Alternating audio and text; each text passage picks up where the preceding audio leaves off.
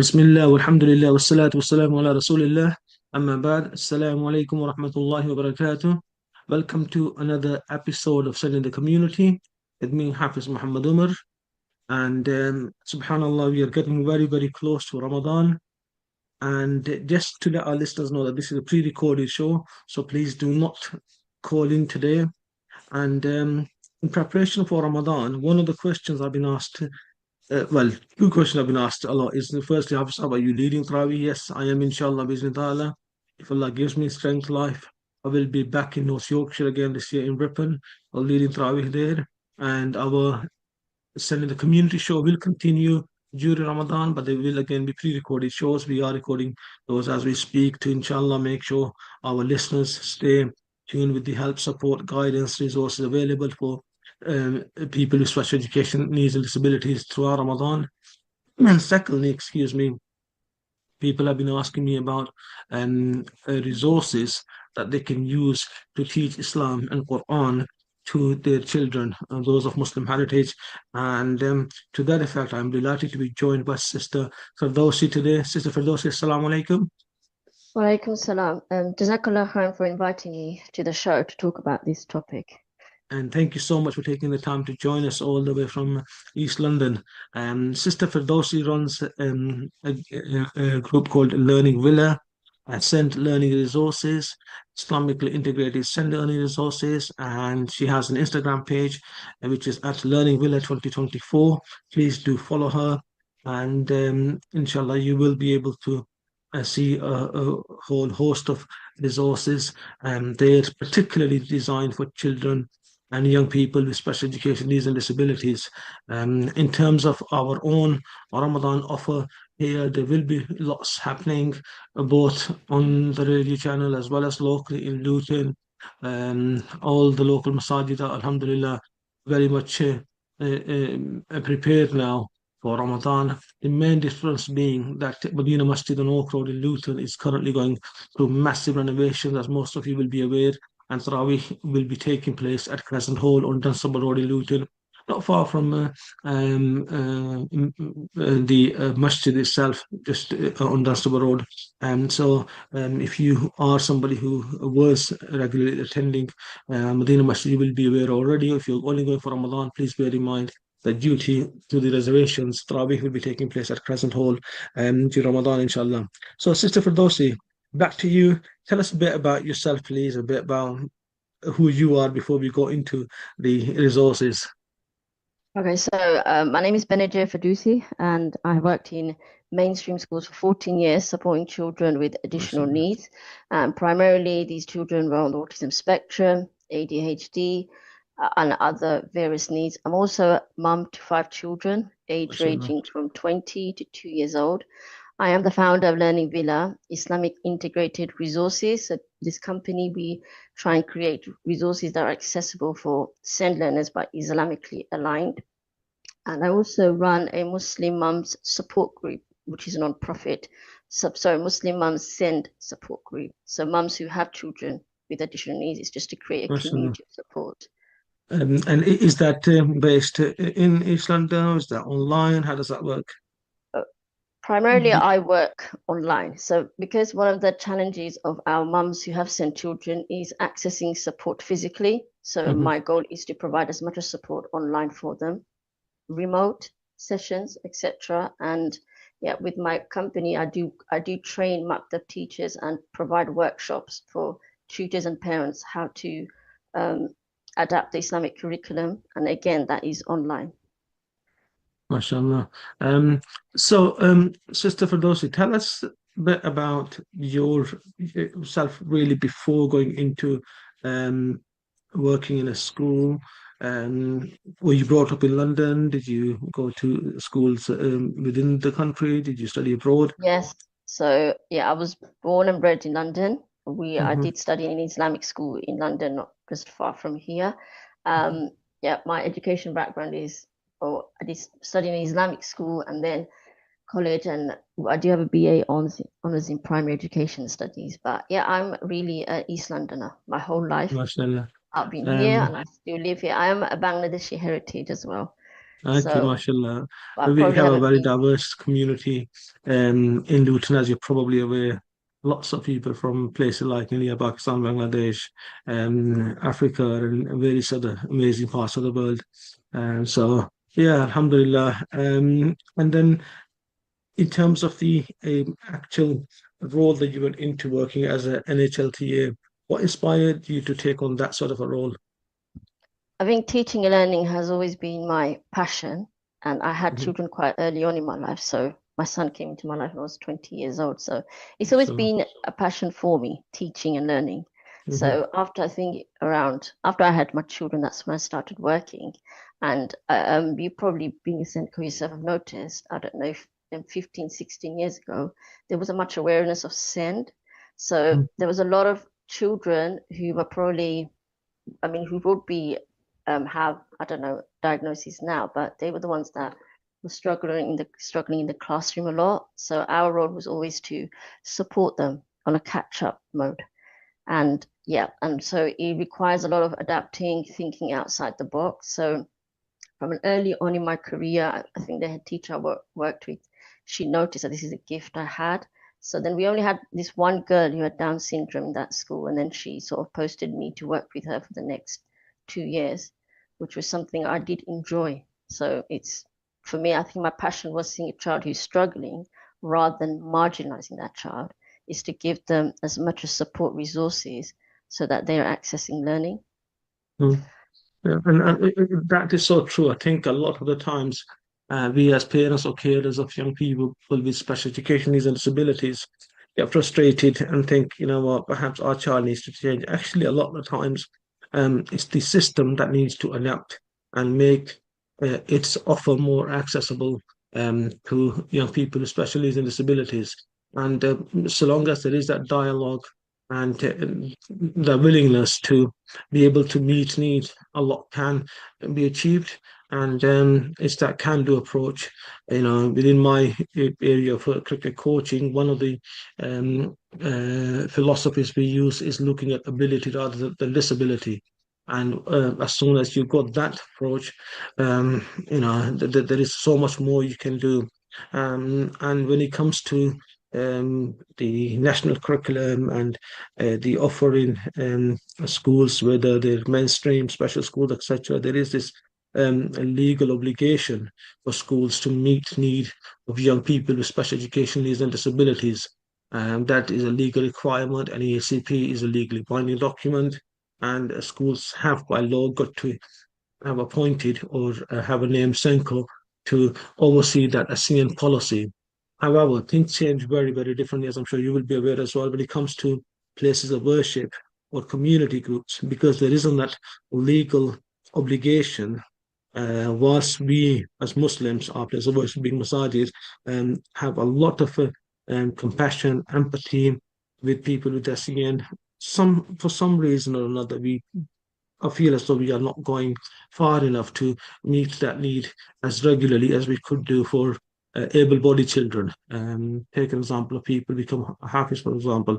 MashaAllah, many able-bodied will go through. Yeah, young people with SCN, are they even given opportunity to memorize short surahs?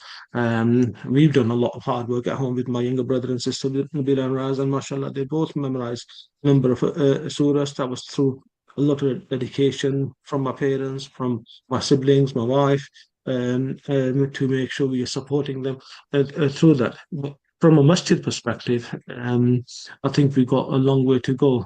And this is where I think the offer you are putting forward, Sister Ferdousy, with Islamic integrated learning resources, I think it's perhaps a lifeline for a lot of those people with disabilities, but also for the masajid that might be interested in using these resources. Are you able to offer those to those community groups and masajid, or are these just for individuals? I have recently done training for maktabs actually, and it's like you said, I'm probably just echoing what you said. As a Muslim community, imams, masjids, etc., we have the empathy, we want to do more, but there is a huge lack of awareness or even knowledge of what special education entails, what are the traits of autism or ADHD or even Down syndrome. And so these teachers, Well, from my interactions through my workshops, I've noticed is these teachers are very passionate. They do want to make learning accessible and support these families, but they just don't know how, they don't feel confident, and that's to do with the lack of training available, resources available. And if you think about it nationally, you just have to switch on the news. SEND is always on the news right now. We have a rise in children being diagnosed, yet with our Islamic community, our response is not proportionate to the amount of children who are coming in diagnosed. So if they're in mainstream schools already, they're going to come into our maktabs pretty soon, and they probably are. And if we're not giving them the support, the risk is these are the ones that we're pushing them away from Islam. And I know that sounds really like harsh, but that is the reality. If they're not understanding Islam, if they're not feeling positive about it, what do we expect when they grow up? So as I always say to my teachers who turn up to my workshops, when you're teaching these children Islam, you are actually building how they feel about Islam. You're building their iman. So we need to have the tools to do it adequately and positively. I hope this makes sense. Yeah, absolutely. And so when did you first start creating these resources? Resources, I've been doing it for 1 year. So basically, it's really creating resources that will be accessible for learners who have communication impairment, or those children who find too much text, like cognitively overload. So it's really what I do at work is simplifying text, or even providing activities such as that are able for some children to do. So that doesn't require many writing, because some of my autistic learners, they hate writing.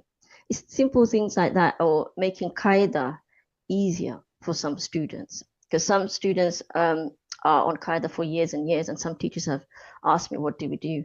But just, for example, for a dyslexic learner, where too much text is cognitive overload, how do we simplify that? So it's providing those type of strategies. And with my, I've just uploaded a Surah Fatiha resource on my store with symbols to help comprehension.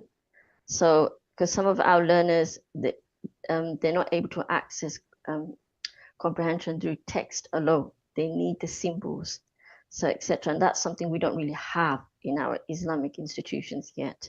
So yeah, it's been 1 year. It's ongoing process. We are putting in resources as we go, but yeah, and visuals etc. as well. It's really to help support communication and understand basic concepts. Jazakallah khair. And what sort of resources do you produce? I mean, what are they? Tell us a bit about your resources, please. So with the resources is visual and communication resources. So I provide home and maktabs, like a visual timetable, task manager, etc. Which is my resources are digital instant downloads, is PDF. So if you purchase it, you print it off, so it's easy accessible. And I provide resources around basic surahs, which are given translation and explanation, but with symbols to make it SEND friendly. And I've also uploaded some activities that that is sort of matched to the needs of some of our learners. For example, traditional Islamic texts require you to do a lot of writing, a lot of reading, where I've simplified it with simple matching activities. So as long as they can get the concept. It's also a lot of assessment materials, particularly for pre-verbal children. Sorry, sister, it's a little bit difficult to hear you. If you wouldn't mind coming a bit closer to the microphone, please, perhaps. So give us some examples. So you're saying some short surahs that you might have simplified, like, I don't know, Surah Ikhlas, is it Surah Al-Kawthar, Surah Al-Asr? What sort of surahs are we talking about? And So uh, so with children, I'm trying to build up to Surah Fil. So I've just done Surah Fatiha. So we've got the translation of Surah Fatiha, but what makes it unique is that they're not relying on the text. We have symbols for some of the words, for example, Lord, mankind, and etc. And then I've also provided very simplistic explanation to help them understand. And then there is a activity that go with it. So it's it's about being just building and making sure that the communication materials are there to help them understand it. So when you're saying you use symbols, are we talking about Makaton kind of symbols, or what sort of symbol are you? The symbols I create myself right now, but it's Mhm. symbols that, I mean, I don't know if you're aware of widget. Uh-huh. So it's similar to widget, but I don't use because I'm not licensed with widget and I'd rather be independent. So it's symbols that I create on my own. Some of Mhm. it I do in line, for example, with the symbol Allah is in line with BSL. So Mhm. where I can, I do, particularly with words like Allah, BSL. Other than that, Mhm. it's really just symbols, pictures. MashaAllah, amazing. I feel as though perhaps we might need to do another session with you, sister, for those who once have seen these resources and maybe try them. With hindsight, I should have asked you to send some of these before our meeting today. But Alhamdulillah, I think it's amazing. You're doing a wonderful job in telling us about those resources. I'm just going to try and bring Sister Firdausi's Instagram page up on my phone and see if I can just go through these as we speak. And listeners, if you want to do the same, you can go onto Instagram and search up at Learningvilla 2024, and you will see this amazing page which is dedicated to Islamically integrated send learning resources. And this is something that might be a really good tool to bear in mind, particularly as we move ever so closer to Ramadan. There you will see a short introduction, be honest, at primaries and HLTA, 14 years experience, helping parents and Maktab teachers make Islam accessible for SEND kids, workshops, etc. And there is, really good profile there, regular posted resources, including online workshops, etc., for you to get involved in. That will give you a better understanding of what these resources are about. Um, there's one that Sister Firdausi posted a few months ago, explaining Allah to autistic children and using science, analogies, sensory approaches, etc., using social story, encouraging curiosity, anchor it in faith. So these are the kind of things that Sister Firdausi was talking about, on how she tries to simplify things. And yeah, please do uh, subscribe to her page, do follow, and you'll get amazing updates regularly. And we're just talking about these symbols, and I'm looking at the one you did on Surah Al-Fatiha, Sister Firdausi, and I can see, mashallah, what you mean by that. Symbols to make it accessible for some of our neurodiverse learners. I guess the next question is, within SEN, it's such a huge spectrum. We have children who have a mild form of SEN to moderate and then severe.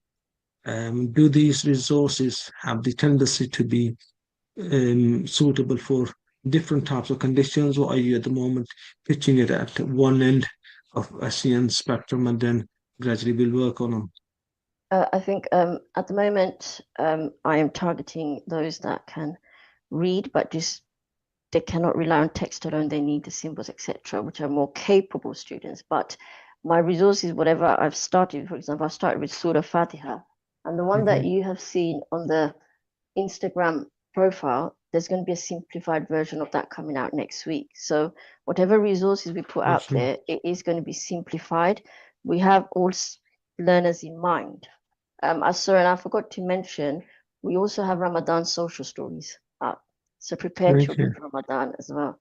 So yeah, it's not a specific target. It's really, we start at the, I want to say high end, more of a capable end, and then we try and simplify it just like more as much as needed.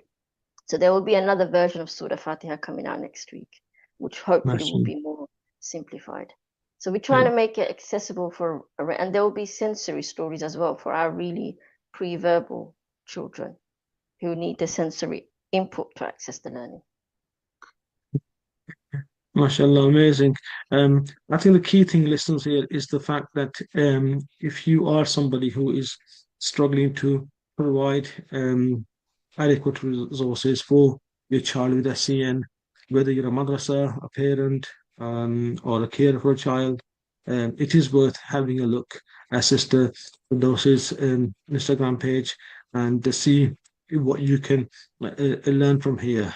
As a Senko, I still, mashallah, see so much benefit here, and I feel as though I can learn so much from here as well. Likewise, I'm sure parents will have probably tested so much in the past themselves. Um, Sister for those who mentioned earlier about some children being stuck on one element of the learning. Most of us learned the Quran. If you're from the Southeast Asian heritage, for example, I'm a British Kashmiri Pakistani heritage, and it's like the Qaeda. I think it's the same thing with Pakistanis, Indian Bengalis, and then you move on to the Quran, and then you finish your Quran, Nazra, and then you move on to surahs, and it's a quite a long-winded process. And one of my greatest challenges has been asking myself, well, if you could do it so much more in say French or Spanish or German when you're at school. You're learning the language from scratch, and then you got the vocab to help you. You're developing a language fluency, comprehension, speed of reading goes back into your degree of understanding, etc. Then why can we not adapt that same approach when it comes to learning the Quran or Arabic language? And learning Arabic as a language rather than just for Quran purposes brings a lot more. So you're talking about field there, or what's a field? It's an elephant. Oh, great. What is it here? أَلَمْ تَرَ كَيْفَ فَعَلَ رَبُّكَ بِأَصْحَابِ الْفِيلِ? Did you not see how your Lord dealt with the people of the elephant? Who are the people of the elephant? And suddenly that opens a whole a massive chapter around the animal field, the year in which the Prophet ﷺ was born. So you can relate back to that. And I think when we look at our own experiences, most of us went to the massages where we had to sit there for an hour or two, just going alif, ba, ta, sa, what have you. And any child, as nursing in would find that a bit frustrating. Perhaps we're a bit more resilient. Now our children ask a lot of questions, and within that an hour or so, there's so much more that can be accommodated. And the approach Sister Firdosi appears to be taking here, mashallah, I think is just very much adding more ammunition to bettering the approach towards teaching and learning. Um, and I think we've got to ensure that we support this initiative in the best way possible. I've had few sisters approaching me asking for specific SEN resources, and I will certainly be sharing this directly with them, Sister Firdausi. We are going towards a break very, very shortly, but before we do that, tell us a bit about the online workshop that's coming up for Quranics and teaching, Sister Firdausi, please. So, due to high demand, I've scheduled 2 more dates for February and March. The Quranic workshop, basically it's an online workshop where I go through send teaching strategies to support teachers and even parents how to make Qaida accessible, memorization, and breaking down Islamic concepts. So before we do that, I do provide a lot of understanding around neurodiversity from sources such as the Autism Education Trust, British Dyslexia Society, and British ADHD Society. So I believe that, like I said before, that's the gap, is that we're not talking more about it. Because I think one question I was asked last time in my workshop is, how do I get my student to sit like for 2 hours? And all I can say, that's like asking me, how do I get my student who's in a wheelchair to start running? This is the lack of understanding we have, and it's nobody's fault. It's just we need to talk about more of this and train our staff more, because obviously ADHD and autism, any neurodiverse, attention span, they do have a challenge there. Making them sit for 2 hours is not going to be good for their emotional regulation. And that these are the students that need a lot of movement breaks. And that's what maktabs, so that's what my workshop is focusing on, is breaking those barriers, is educating our teachers. And like you said before, you wondered when you worked in mainstream school, you're adapting the curriculum. Why can't we do that for Islamic, resources? And that's the primary goal of the online workshops, is to transfer those skills to our Islamic institutions. Absolutely. And I think that notion of sitting for hours. So if I go back to my childhood, I started my Hifz journey at home. Alhamdulillah, I've memorized the last 5 ajza, the last 5 paras at home before the masjid Hafiz class teacher found out I was on this journey and persuaded my parents to send me there.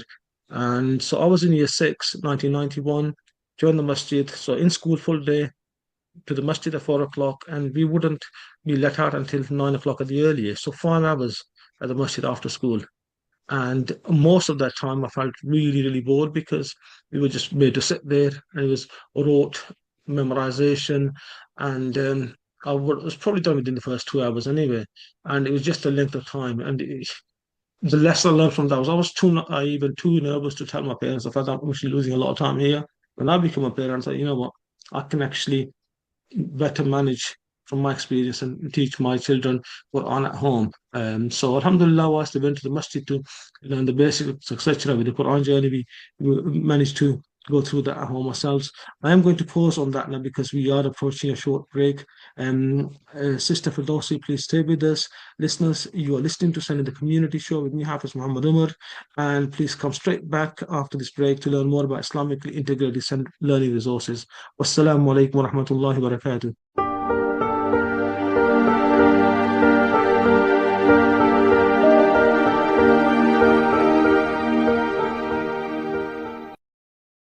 Bismillah, walhamdulillah, wassalatu wassalamu ala rasulillah, amma ba'd. Assalamu alaikum wa rahmatullahi wa barakatuh. Welcome back to the second half of tonight's Send in the Community Show with me, Hafiz Muhammad Umar. Our regular listeners will know that, alhamdulillah, I'm a qualified Senko by profession, and we cover different elements of ASEAN each week. We speak to people with lived experiences, their parents or carers, professionals, including those that are involved in a whole host of physical as well as hidden disabilities to get the best out of what's out there available in supporting these amazing people within our communities. And with that in mind, I am joined by Sister Benajir Ferdousy today. Assalamu alaikum, Sister Firdausi. Walaikum salam. Like I said before, Jazakallah khairan for having me on the show and having this conversation. And I mean, and thank you so much to you, and may Allah bless you as well for all the hard work you're doing in East London. But through your online Instagram link at Learningvilla 2024, mashallah, reaching out to the whole world. Sister Firdausi, our listeners, has come up with an initiative called Learningvilla. Send learning resources, Islamically integrated send learning resources, and you can follow her on at Learningvilla 2024 on Instagram. And she also runs amazing workshops for parents, runs community groups for mothers with SEN. And there's so much offer there, and a lot of this can be accessed from the comfort of your own home remotely. We will be talking a bit more about that very shortly. But before we do that, we'll go back to what Sister Firdausi and I were talking about just before we went into the break about the amount of time spent for learning purposes or uh, scheduled for learning purposes in our masajid, and the impact that has on our children. And I was sharing my own personal journey there that when we were in a Hifz class, having to stay for up to 5 hours from 4 to 9 in the evening after school at the age of 11, 12, 13, and how a lot of that time we as young people felt wasn't really of benefit to us, but we had the loyalty and then, no courage to tell our parents that actually, I'm done within a couple of hours. Could I come home a bit earlier and, benefit from that time in a different way? Now we're in a situation where we recognize the fact that if that individual being made to sit in a masjid for 2 hours had a learning disability when we were young back in the 1990s, they would have been subjected to some very harsh punishments simply because for not learning their Quran or the Qaida that they were given. I know of somebody who was dyslexic, and he was basically turned down by the masjid system. Oh, you've been attending for 2, 3 years, whatever, you have finished your Qaida, off you go. And yet, actually, when he came out of that system, somebody who was home teaching took him on board, and they said, I will teach you. And they worked at his pace, 15, 20 minutes each day. And mashallah, within 2, 3 years, he finished the Quran.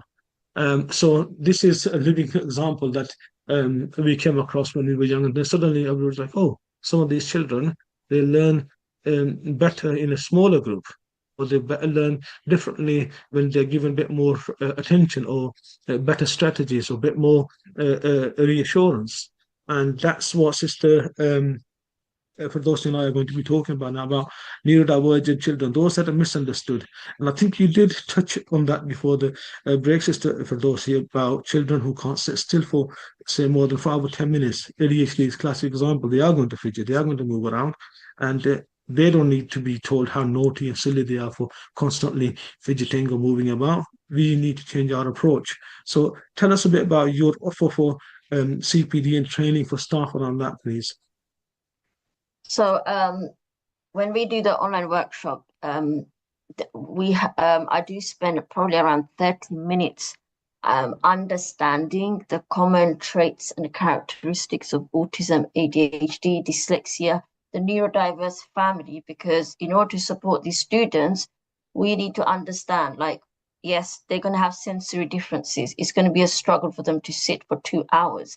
And what can we do to support that, i.e., movement break, i.e., etc. But because traditionally, what we're doing is when we have a child who's very fidgety, we are labeling that child as being naughty. We're complaining to parents. We are throwing them out of classes. We're putting them on time out. And this is what making those children move away from, Islamic education and resenting it. So part of my workshop is to build an understanding of these diagnoses, traits. Now let's take that information. How can we now support these students? And also breaking down the stereotypes. These are not your naughty children. These are not your, rude children. These are the ones that have the invisible disability, and they need your support. And so like I remember you talking about dyslexia and qaida. Again, I was asked in one of my workshops, a student has been on qaida for 5-6 years. What do I do? So part of with also SEN teaching and learning is you have to honor their time. It's not, we do our best, but the outcome is in the hands of Allah. Now, if a child takes, like, for example, 2 years to master a skill, then we have to honor it, because I think I did relay that information in my workshop. It's not uncommon in a mainstream school to have a child go from reception to year 6 and still not be blending or segmenting in phonics. We have those children, there are some who learn through sight. They don't succeed at phonics. It's because that's not the way their brain works. And so this is why I do spend a lot of time first talking about those. I don't necessarily call them disorder. I do believe neurodiversity is just the different way Allah designed our brains, and it's difference. So, but then it is important for us to understand it in order to support those children. Because some of my teachers who came to the training afterwards, they were actually quite sympathetic and shocked. Like the things that they mislabeled was actually something else. Absolutely. And on that front, I think if we explain to parents that not every child sits a GCSE exam at the age of 16, and it's very, very important for them to understand that. We tend to compare our children. It's human nature. I had two cousins in my year group when I was growing up, two first cousins, and I'm sure our parents compared, us right from birth, walking, talking, to our social groups, to GCSE.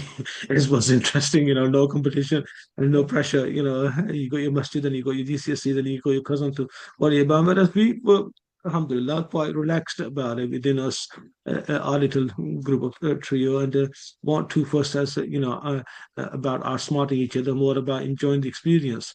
But I know in some families that is very hotly contested area. My child must do better than their cousin or neighbor or whoever you, and vice versa. Competition is good. Alhamdulillah, Allah's given you the ability, but it's also equally important to be fair to your child as well, especially if you're gifted with a child who Allah has chosen to be special.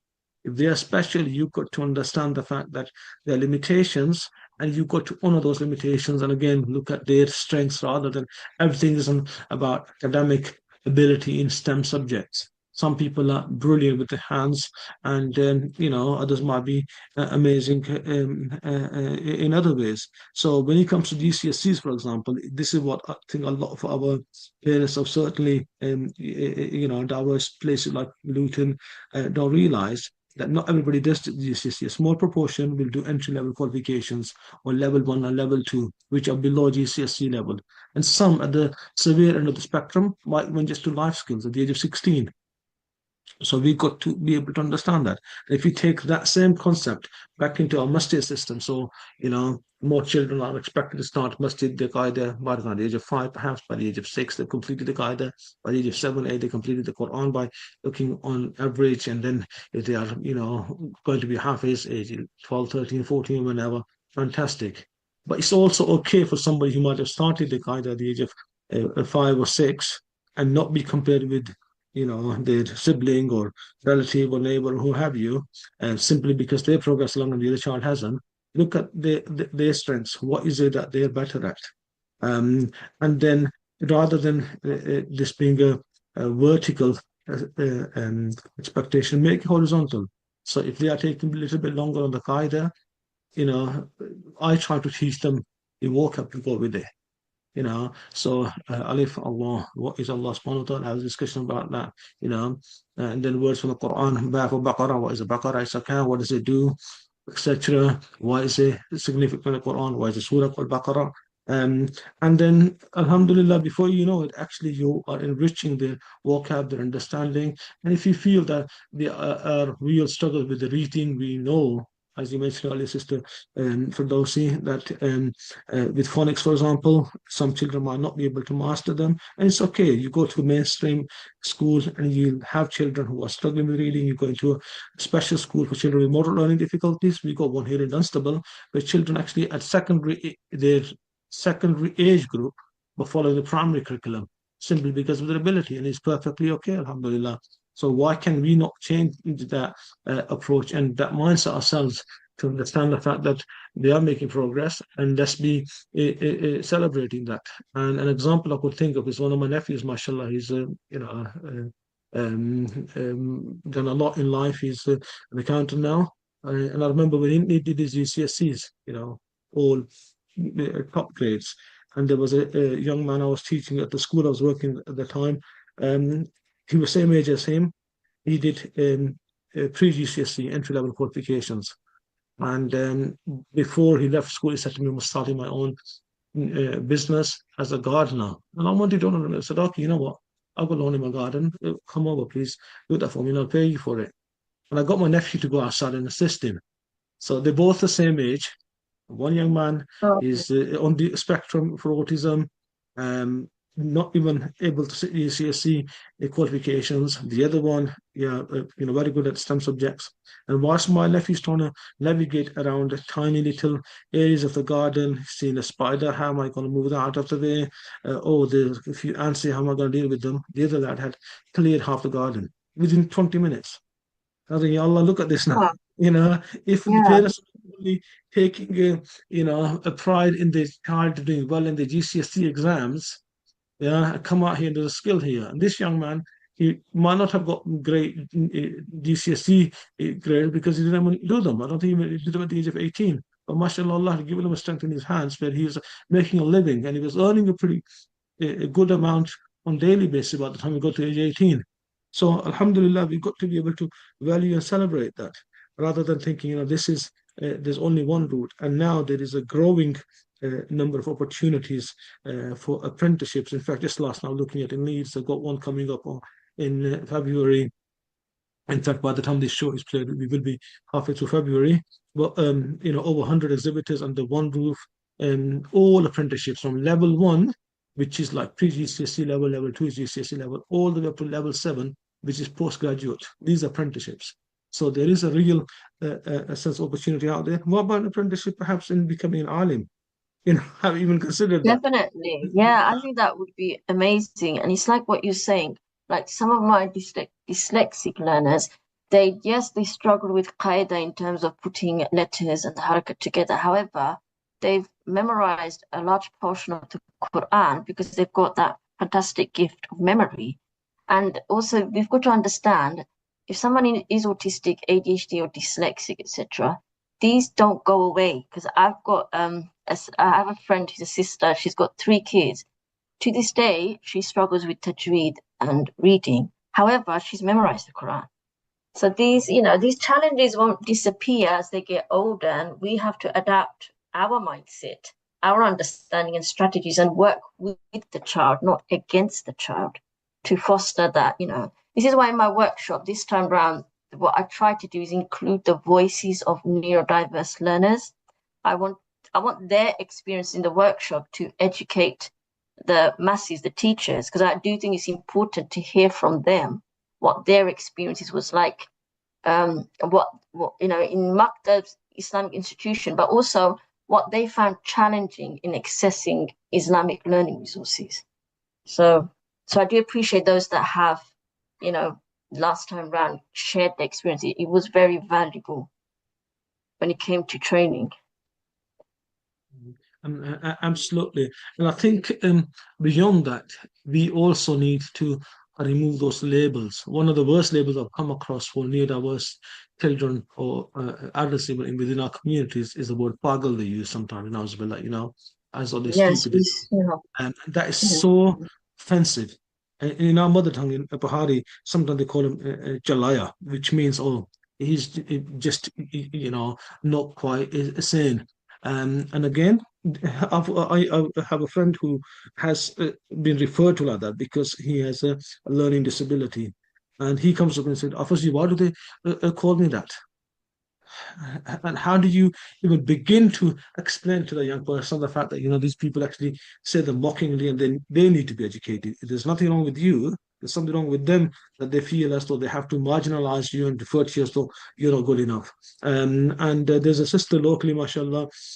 She's now working, secured her first job a few months ago, and she's in her early 20s after a lot of voluntary work and stuff. And she was somebody who was pretty much written off by the community when she was very young.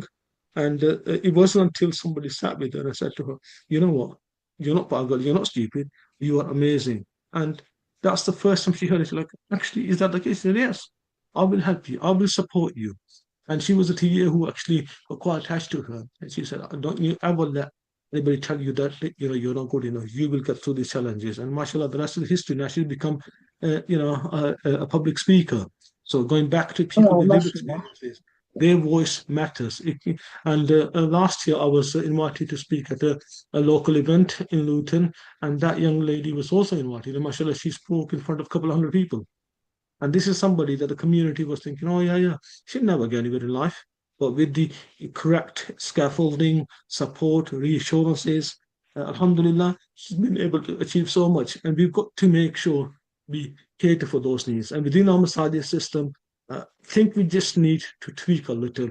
The good thing is, and Mr. Sister Dosi and I were talking before we started recording about, the need for our Masadi system to perhaps change and what it's like around the country.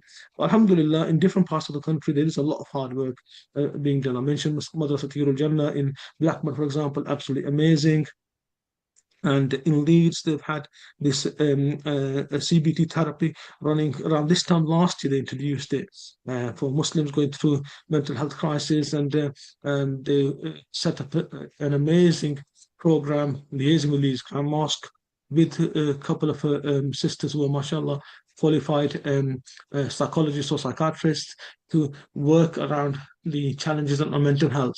We as a community tend to back off and shy away from accessing support for mental health. Yet there is a lot available, and we've got to be able to support that and take it seriously. When we look at the severity of the impact, sadly, it does have severe implications, and we've got to be able to tackle those. But coming back to the resources, Islamically integrated learning resources that Sister Ferdousy has put together, that's our main aim today. So, Sister Ferdousy, your resources, are they bespoke resources? Have you been able to put together a whole curriculum? What stage are you at the moment?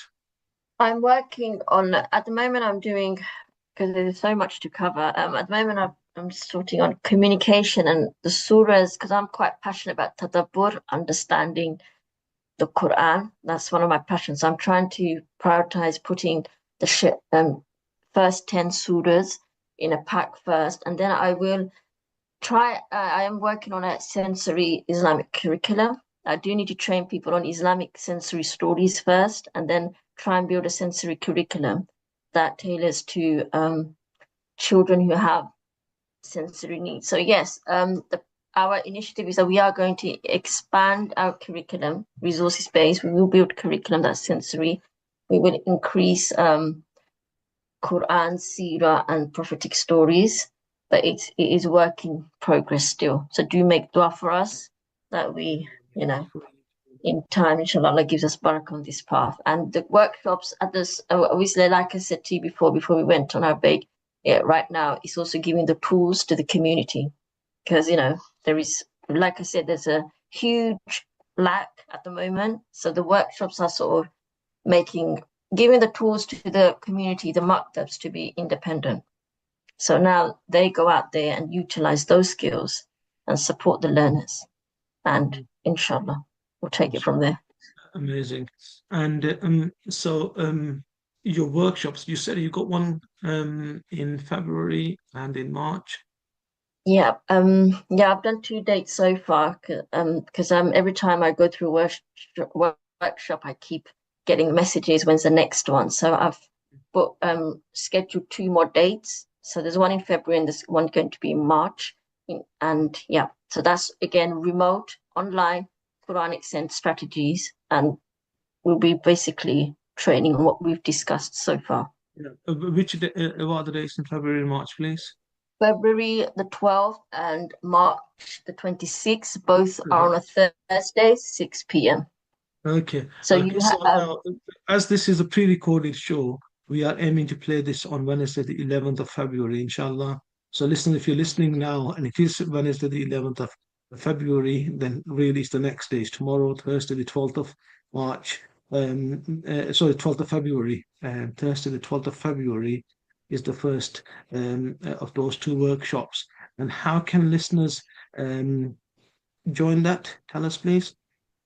if you go to my Instagram page and there's a link, if you click on the link, you'll have the Quranic Sense strategy link, and that will take you to Eventbrite, and that's where you have to choose a date and book. Your Instagram page again, tell us. It's Learningvilla 2024. And Sister Firdausi, send that to us, please. We'll put down the Send in the Community Instagram page as well. So that if you come across this before the show is played, listeners can join as well. We are pre-recording this on Friday, the 30th of January today. Alhamdulillah, but it will be played inshallah on Wednesday, the 11th of February. So if you're listening to this on the 11th of February, the first of those workshops is on 12th, and that's for Muslim mothers of children with SCN only. No, sorry. Sorry, I should have made that clear. The Quran Sense teaching workshop is open to everybody, Okay. brothers and sisters. The event that I think you're referring to is on my Instagram page, Navigating Ramadan with the Sense Chart. That is for the Muslim Mum Sense support group. That's for our sisters who are mums. It's just to motivate them for Ramadan coming up. Okay, Jazakallah khair for clarifying that. And when is that event happening for the mothers? That's happening next Thursday, 5th of February on Zooms. Okay. I think by the time this show is played, perhaps that will have already passed. But again, send that to us and we'll share that as it is Thursday, Friday, the 30th of January today, as we're pre-recording. We can put that on our Send in the Community page and try and get the word out there, inshallah. But certainly, just to reiterate, listeners, the workshop for Send and the Quran on Thursday, the 12th of February, is for everybody, including brothers and sisters, madrasas, maktabs, etc. And the link for that you will find on at Learningvilla 2024 or at Send in the Community. And please do join that. And the second date, please, in March. March 26th, again, it's on a Thursday, 6 p.m. Both the dates are on the link on the Instagram bio. It will take you to an Eventbrite page, so you just have to choose a date. Is there a cost involved? Yes, it's £25. Try to keep it minimal so that everyone can access it. But yeah, it's £25 at the moment. Is it £25 per person? Yes, £25 per person. Okay. Okay. Again, a very good CPD opportunity for Masajid and Makatib out there. If you want your staff to be upskilled, especially for SCN, it might even be that you've got a designated or nominated person for SCN. You want them to attend, and then they can take the training back to the rest of your staff if your staff are not available all at one time. And if you can get 30, 40 odd different masjids, maktabs taking that approach, alhamdulillah, so many individuals can benefit from this training. So please, please, Sorry, please take sorry, that brother, can I seriously. just interject here? Mhm. For if you would like a whole maktab training, I do have a link on my on my Instagram page, Bespoke Maktab Training. If you get in contact with me, because I Mhm. do maktab trainings as well, and I Okay, can do a discounted price for a whole cohort. So that's okay, another service amazing. I also offer. Okay, Jazakallah khair. Yeah. Thank you so much. So, yeah, if you are a masjid and you are wanting additional SCN training, we at Sunday, the community, alhamdulillah, are able to offer whatever we can, but we can certainly, amplify the voices of our sisters who also specialize in this area to be able to pass on that knowledge and understanding as well. Sister Firdausi, it's been an absolute pleasure talking to you. Thank you so much for taking the time to join us for this Send in the Community pre-record. And final 30 seconds advice for Ramadan, please, for parents of SCN children. Um, every deed counts. I cannot stress that enough. If you're supporting a child through a meltdown, iftar, your reward and ajr is supporting your child. Okay, these are the children of Jannah. Every deed counts. So please Jazakallah do khair. not compare yourself. Thank you so much. You take care. Wishing you blessed Ramadan, and may Allah bless you for all your hard work. You too. Jazakallah khairan. Assalamu alaikum. Wa alaikum assalam wa rahmatullah.